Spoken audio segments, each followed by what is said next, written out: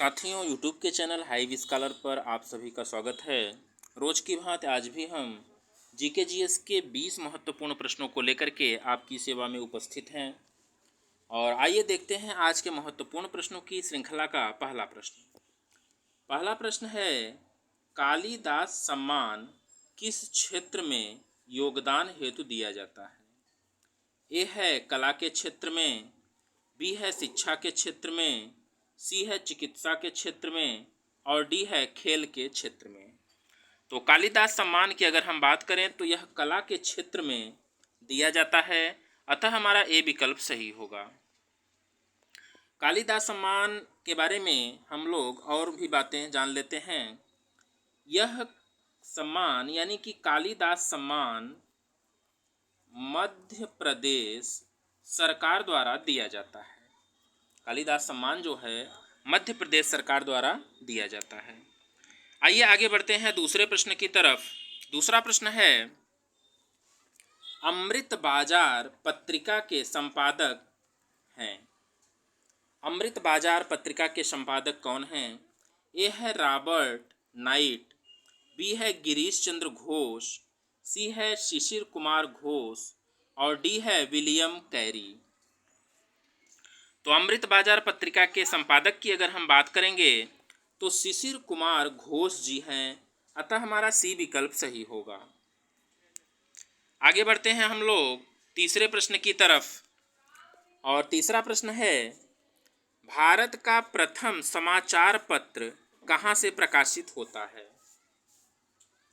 भारत का प्रथम समाचार पत्र कहाँ से प्रकाशित होता है?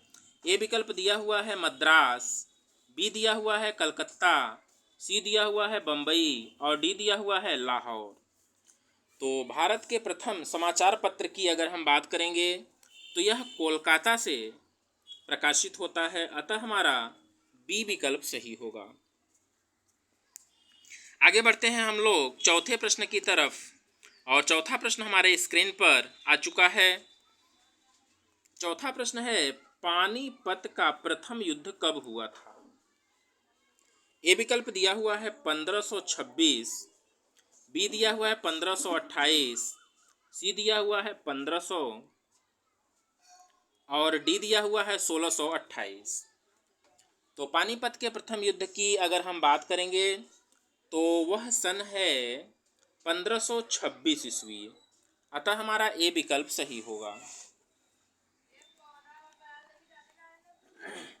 आगे बढ़ते हैं हम लोग पांचवें प्रश्न की तरफ। बहुत ही महत्वपूर्ण प्रश्न हमारे स्क्रीन पर आ चुका है। साइमन आयोग की स्थापना कब हुई थी? ए दिया हुआ है 1925, बी है 1927, सी है 1915 और डी है 1922। तो साइमन आयोग की स्थापना की अगर हम बात करेंगे तो वह सन है 1927, अतः हमारा बी विकल्प सही होगा। आगे बढ़ते हैं छठे प्रश्न की तरफ। और छठा प्रश्न हमारे स्क्रीन पर आ चुका है। बहुत ही इम्पॉर्टेंट प्रश्न है, आप कह लीजिए वेरी वेरी इम्पॉर्टेंट प्रश्न आपके सामने आ चुका है। प्रश्न है, सत्यार्थ प्रकाश के लेखक हैं। ए है दयानंद सरस्वती, बी है दीनबंधु मित्र, सी है सचिंद्रनाथ और डी है तारकनाथ। तो सत्यार्थ प्रकाश के लेखक की अगर हम बात करेंगे तो दयानंद सरस्वती जी हैं, अतः हमारा ए विकल्प सही होगा। आगे बढ़ते हैं सातवें प्रश्न की तरफ। विजयी विश्व तिरंगा प्यारा का नारा किसने दिया था? विजयी विश्व तिरंगा प्यारा का नारा किसने दिया था? ए है बंकिम चंद्र चटर्जी, बी है श्यामलाल गुप्त पार्षद, सी दिया हुआ है दयानंद सरस्वती और डी दिया हुआ है भगत सिंह। तो विजयी विश्व तिरंगा प्यारा का नारा देने वाले श्यामलाल गुप्त पार्षद जी थे, अतः हमारा बी विकल्प सही होगा। आगे हम लोग बढ़ते हैं आठवें प्रश्न की तरफ। आठवां प्रश्न है, सविनय अवज्ञा आंदोलन की शुरुआत कब हुई? ए विकल्प दिया हुआ है 6 अप्रैल 1930, बी दिया हुआ है 6 मई 1930, सी दिया हुआ है 6 जुलाई 1930 और डी दिया हुआ है 6 मार्च 1930। तो सविनय अवज्ञा आंदोलन की अगर हम बात करेंगे तो 6 अप्रैल 1930 का वह समय था, अतः हमारा ए विकल्प सही होगा। आगे बढ़ते हैं हम लोग 9वें प्रश्न की तरफ। 9वां प्रश्न है, स्वतंत्र श्रमिक पार्टी के संस्थापक कौन थे? स्वतंत्र श्रमिक पार्टी के संस्थापक कौन थे? ए विकल्प दिया हुआ है भगत सिंह, बी दिया हुआ है महात्मा गांधी, सी दिया हुआ है BR अम्बेडकर और डी दिया हुआ है NM जोशी। तो स्वतंत्र श्रमिक पार्टी के संस्थापक की अगर हम बात करेंगे तो डॉक्टर भीमराव अंबेडकर जी थे, अतः हमारा सी विकल्प सही होगा। आगे बढ़ते हैं हम लोग 10वें प्रश्न की तरफ। 10वां प्रश्न है, स्वराज पार्टी की स्थापना कब हुई? ए विकल्प है 1925, बी है 1922, सी है 1924 और डी है 1923। तो स्वराज पार्टी की स्थापना की अगर हम बात करेंगे तो स्वराज पार्टी की स्थापना 1923 ईस्वी में हुई थी। 1923 ईस्वी में हुई थी, अतः हमारा डी विकल्प सही होगा। आगे बढ़ते हैं हम लोग 11वें प्रश्न की तरफ। 11वां प्रश्न आपकी स्क्रीन पर आ चुका है। दयानंद सरस्वती के बचपन का नाम क्या था? ए है कृपाशंकर, बी है मूल शंकर, सी है दयाशंकर और डी है इनमें से कोई नहीं। तो दयानंद सरस्वती के बचपन के नाम की अगर हम बात करेंगे तो इनके बचपन का नाम था मूल शंकर, अतः हमारा बी विकल्प सही होगा। आगे बढ़ते हैं हम लोग 12वें प्रश्न की तरफ और 12वां प्रश्न है, असहयोग आंदोलन का प्रारंभ कब हुआ? असहयोग आंदोलन का प्रारंभ कब हुआ? ये विकल्प दिया हुआ है 1 अगस्त 1920, बी दिया हुआ है 11 अगस्त 1920, सी दिया हुआ है 21 अगस्त 1920 और डी दिया हुआ है 15 अगस्त 1920। तो हम अगर असहयोग आंदोलन की बात करेंगे तो 1 अगस्त 1920 ईस्वी को इसका प्रारंभ हुआ था। और इसको किसने प्रारंभ किया था? तो प्रारंभ करने वाले थे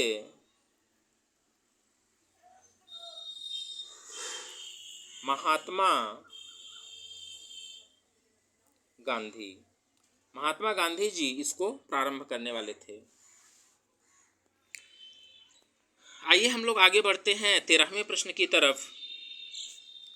13वां प्रश्न है, बहुत ही इम्पोर्टेंट प्रश्न है साथियों। इन प्रश्नों के माध्यम से आप अपनी तैयारी को बेहतर बनाइए। निश्चित रूप से आपकी सफलता कदम चूमेगी और इन प्रश्नों को अगर आप लगातार देखते हैं तो जीके जीएस के कहीं से प्रश्न आपके मिस नहीं होने पाएंगे। आप अगर हमारे चैनल पे नए हों या अभी तक आपने हमारे चैनल को सब्सक्राइब नहीं किया है तो निश्चित रूप से आप सब्सक्राइब करिएगा, बेल आइकन को भी प्रेस करिएगा ताकि नियमित रूप से आपको हमारी वीडियोज मिलती रहे। आइए आगे बढ़ते हैं 13वें प्रश्न की तरफ। साइमन कमीशन भारत कब आया? ए है 3 मार्च 1928, बी है 6 फरवरी 1929, सी है 3 फरवरी 1928 और डी है 6 मार्च 1929। तो साइमन कमीशन की अगर हम बात करेंगे तो वह दिन था 3 फरवरी 1928, अतः हमारा सी विकल्प सही होगा। आगे हम लोग बढ़ते हैं 14वें प्रश्न की तरफ। 14वां प्रश्न है, रामकृष्ण मिशन के संस्थापक थे? ए विकल्प दिया हुआ है दयानंद सरस्वती, बी है स्वामी विवेकानंद, सी है गोविंद रानाडे और डी है रमाबाई। तो रामकृष्ण मिशन के संस्थापक की अगर हम बात करेंगे तो स्वामी विवेकानंद जी थे, अतः हमारा बी विकल्प सही होगा। रामकृष्ण मिशन की स्थापना कब हुई है? तो इसकी स्थापना 1897 ईस्वी में हुई है। 1897 ईस्वी में रामकृष्ण मिशन की स्थापना हुई है, इसको भी आप नोट करिएगा। आगे बढ़ते हैं हम लोग 15वें प्रश्न की तरफ। 15वां प्रश्न है तत्वबोधिनी सभा की स्थापना कब हुई? ए विकल्प दिया हुआ है 1829, बी दिया हुआ है 1830, सी दिया हुआ है 1839 और डी दिया हुआ है 1840।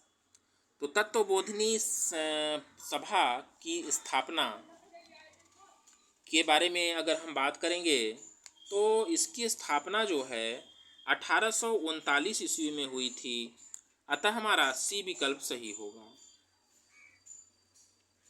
इसकी स्थापना किसने की थी? तत्वबोधिनी सभा की स्थापना किसने की थी? तो आप नाम याद रखिएगा, देवेंद्र नाथ ठाकुर।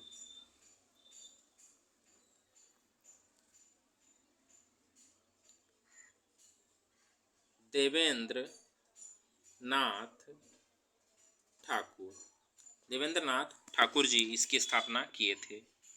आगे बढ़ते हैं हम लोग 16वें प्रश्न की तरफ। केन्या की राजधानी कहाँ है? प्रश्न पूछा जाता है वनडे एग्जाम्स में, कई बार पूछा जा चुका है। केन्या की राजधानी कहाँ है? ए विकल्प है अक्रा, बी है नैरोबी, सी है गितंगा और डी है प्रेआ।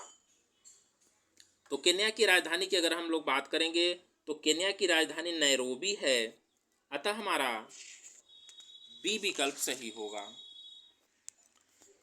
आगे हम लोग बढ़ते हैं आज के सेशन के 17वें प्रश्न की तरफ, और 17वां प्रश्न है पृथ्वी दिवस कब मनाया जाता है? ए विकल्प दिया हुआ है 20 अप्रैल, बी है 22 अप्रैल, सी है 15 अप्रैल और डी है 10 अप्रैल।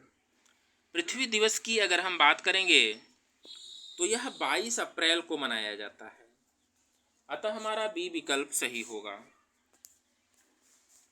आगे बढ़ते हैं 18वें प्रश्न की तरफ। नाटो का मुख्यालय कहाँ है? प्रश्न पूछा जा रहा है नाटो का मुख्यालय कहाँ है? ए है लंदन में, बी है जेनेवा में, सी है ब्रुसेल्स में और डी है जेनेवा में। तो नाटो के मुख्यालय की अगर हम बात करेंगे तो इसका मुख्यालय ब्रुसेल्स में स्थित है, अतः हमारा सी विकल्प सही होगा। और आइए बढ़ते हैं आज के सेकंड लास्ट क्वेश्चन की तरफ, यानी कि 19वें प्रश्न की तरफ। विश्व वन्य जीव दिवस मनाया जाता है। 19वां प्रश्न है विश्व वन्य जीव दिवस मनाया जाता है। ए विकल्प दिया हुआ है 3 मार्च, बी दिया हुआ है 4 मार्च, सी दिया हुआ है 5 मार्च और डी दिया हुआ है 10 मार्च। तो विश्व वन्य जीव दिवस की अगर हम बात करेंगे तो यह 3 मार्च को मनाया जाता है, अतः हमारा ए विकल्प सही होगा। और बढ़ते हैं आज के सेशन के अंतिम प्रश्न की तरफ, अर्थात 20वां प्रश्न हमारे स्क्रीन पर आ चुका है। विश्व स्वास्थ्य संगठन की स्थापना कब हुई? ए विकल्प दिया हुआ है 1948, बी दिया हुआ है 1984, सी दिया हुआ है 1848 और डी दिया हुआ है 1884। तो विश्व स्वास्थ्य संगठन के स्थापना की अगर हम बात करेंगे तो यह 1948 में इसकी स्थापना हुई है। 1948 में इसकी स्थापना हुई है और उस डेट की अगर हम बात करेंगे तो 7 7 अप्रैल 1948 में इसकी स्थापना हुई थी। विश्व स्वास्थ्य संगठन के अगर मुख्यालय की हम बात करें तो इसका मुख्यालय जो है जेनेवा में है। इसका मुख्यालय आप लोग नोट कर लीजिएगा, इसका मुख्यालय जेनेवा स्विट्जरलैंड में स्थित है। तो साथियों, कैसे रहे प्रश्न हमें निश्चित रूप से बताइएगा, और इन प्रश्नों के माध्यम से आप अपनी जीके जीएस की तैयारी को बेहतर बनाइए। धन्यवाद।